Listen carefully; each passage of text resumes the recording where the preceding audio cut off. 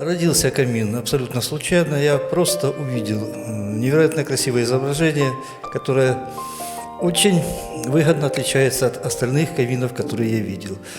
И я просто не мог позволить себе не повторить это чудо, это произведение французских мастеров конец XVIII века в стиле барокко. Значит, камин необычен чем? Сама передняя часть камина, она очень-очень имеет плавный изгиб, но довольно-таки активный. И на фоне этого изгиба вот мы видим прекрасную лепнину, которая взвешена, очень концентрируется в центре композиции. По бокам также представлены очень красивые такие вещи, очень активные изгибы, глубокие.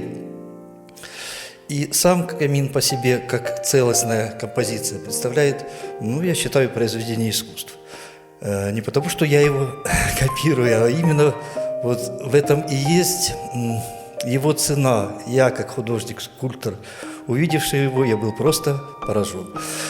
Поэтому посмел сделать копию.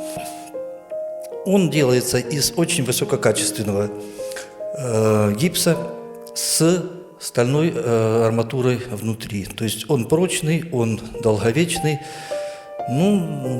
Срок годности не ограничен, потому что гипс – это материал природный, окрашивается профессиональными красками, очень износостойкими. То есть это та вещь, которая может служить даже десятилетиями и остаться, скажем, в семье, как память о дедушке, бабушке и так далее.